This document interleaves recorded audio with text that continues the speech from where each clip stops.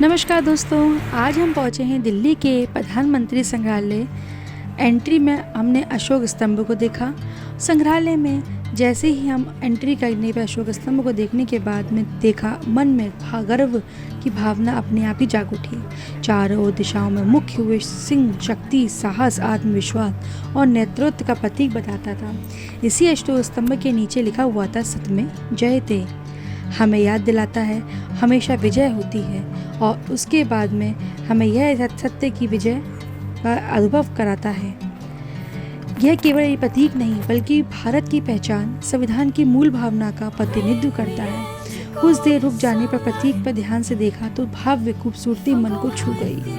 उसके बाद हम आगे बढ़ते हुए जब संग्रहालय के अंदर स्थित जगह पर पहुंचे तो वहाँ लोकतंत्र के राष्ट्रीय गौरव को महसूस करा रहा था। वहाँ पे हर प्रधानमंत्री जो वहाँ नए नए और पुराने बने हुए थे, उनको भी पिक्चर के रूप में दर्शाया जा रहा था।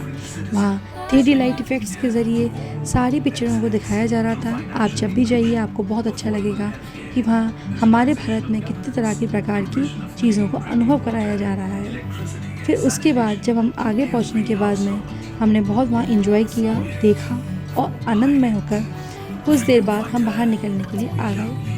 कुछ देर रुक जा, मैंने प्रतीक का ध्यान से हटाते ही खूबसूरत मन को छू गया था। इसके बाद हम धीरे धीरे आगे बढ़ते हुए चारों ओर वास्तुकला, साफ सुथरा परिसर और आकर्षक वातावरण को देखने को मिलता है। यहाँ हर चीज़ की इतनी डिज़ाइन किया हुआ था कि इसकी यात्रा केवल देखने तक सीमित ना थी, रहने वाली बल्कि अनुभव बना जाते थे। यहाँ अलग अलग तरह के स्टैचू, अलग अलग तरह की माउंटेनाइज हर चीज़ दे रखी थी। उसके बाद आगे बढ़ते हुए डिजिटल डिस्प्ले, आकर्षक इंस्टॉलेशन और भारत के लोकतंत्र यात्रा की झलकियाँ भी दिखाई देती हैं। संग्रहालय के उद्देश्य में केवल इतिहास बताना नहीं बल्कि उसके आधुनिक तरीके के माध्यम से जीवित बनाना है और ऑडियो विजुअल प्रस्तुत है। इलेक्ट्रॉनिक स्क्रीन वहाँ पर है और कई डिजिटल अनुभव भी वहाँ पे हमें देखने को मिले। जैसे कि आप वीडियो में देख पा रहे हैं, काफ़ी ज़्यादा डिजिटल पुराने समय में जो युद्ध हुए थे या पुराने समय में जो युद्ध के समय में जिन्होंने कुछ लिखाई की थी, वो भी प्रेजेंट की गई है यह अनुभव के रूप में।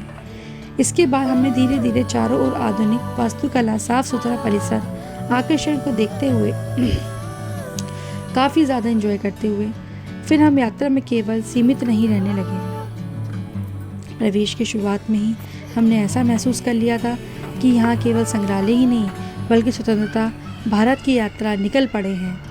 यहाँ दीवार पर प्रदर्शनी और हर कोने पर देश के निर्माण की कहानी कहना है। अशोक स्तंभ के सामने कुछ पल बिताने के बाद हमने जब आगे बढ़ने का सोचा था तो फ़ोटो वीडियो बनाने के लिए अलग अलग अंदाज सामने प्रस्तुत हो रहे थे। रोशनी, वास्तुकला और राष्ट्रीय प्रतीक का सुंदर संयोजन इसे यादगार बना देता था। धीरे धीरे जब हम आगे बढ़ते गए तो इतना सुंदर नज़ारा हमारे फ्लैग का, हमारे झंडे का सामने प्रस्तुत हुआ, जिसको देखकर हमारी आंखें मंत्रमुग्ध हो गईं। आप देख सकते हैं कितना सुंदर स्टैचू के रूप में हमारे भारत का पूरा प्रस्तुतिकरण दिया गया है। यहाँ लाइट्स, 3D इफ़ेक्ट्स और हर पुरानी वो चीज़ों को बताया गया था जिसमें कि हम उसको देख के बहुत खुश हो रहे थे। वहाँ पुराना STD PCO भी था। प्रधानमंत्री संग्रहालय में सैर कराने जा रहे थे। यह संग्रहालय भारत के सभी प्रधानमंत्रियों के जीवन में उनके संघर्ष, उपलब्धि और देशों के विकास में उनके योगदान को आधुनिक तरीके के माध्यम से प्रस्तुत करता है। जैसे ही आप संग्रहालय के प्रवेश करते हैं, सबसे पहले भव्य स्वागत दिखाई देता है और उसके बाद में सबसे पहले जवाहरलाल नेहरू की गैलरी में पहुँचते हैं। यहाँ स्वतंत्रता भारत के लिए शुरुआती वर्षों, पंचवर्षीय योजना और बड़े वैज्ञानिक साधनों और आधुनिक नींव के रखने वाली अनेक कार्यों को आकर्षित व डिजिटल माध्यम से दिखाया गया है।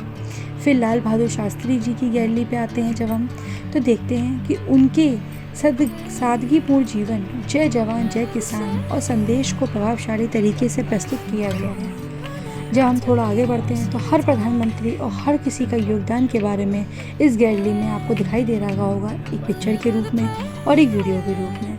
तथा देश में कठिन समस्या समय में उनके नेतृत्व को विस्तार को दिखाया गया है।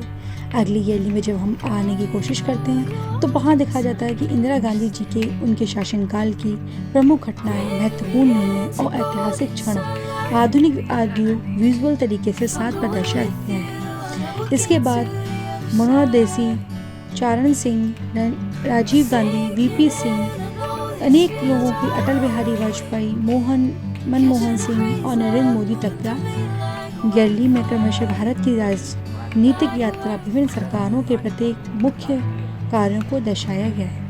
संग्रहालय में सबसे बड़ी विशेष आधुनिक तकनीकें, electronic screen, touch display, hologram, 3D projection, visual projection, multiple media show के माध्यम से इतिहास को जीवित बना दिया गया है और वहाँ देखने पे ऐसा लगता है जैसे कि हम उस पल को उसी समय वहाँ जिया जा रहा है। जैसे आप देखने पा रहे हैं कि कल्पना चावला और हमारे भारत में जितने भी बड़े बड़े लोग हैं उन सब के बारे में इस वॉल पर, इस दीवार पर सब कुछ प्रदर्शित किया गया है एक समय के अनुसार। ये दुर्बल तस्वीरें, दरवाज़ों, भाषणों की रिकॉर्डिंग, उपहार, व्यक्तिगत वस्तु, ऐतिहासिक अभिलेखों की प्रदर्शित किया जा रहा है, जो प्रत्येक प्रधानमंत्री के कार्यालय को झलक प्रस्तुत करती जा रही है। अब हम आगे बढ़ते हुए जा रहे हैं और देखते हैं कि पूरे संग्रहालय में कितना सुंदर व्यू और पुराने समय में जो युद्ध हुए थे उसका भी वर्णन किया गया है।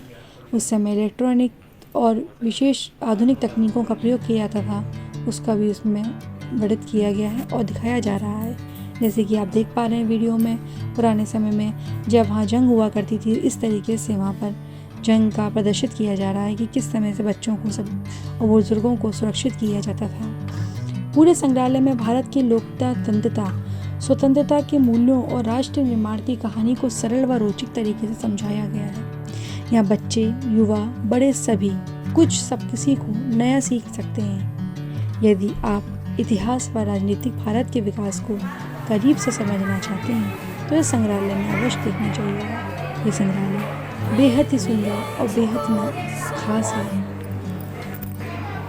प्रधानमंत्री संग्रहालय के बाहर निकलते जाने की कोशिश करनी चाहिए तो वहाँ बहुत सुंदर, साफ, आकर्षक परिसर दिखाई दे रहा था। चारों तरफ कार्यालय थी, अंदर का व्यू तो इतना सुंदर था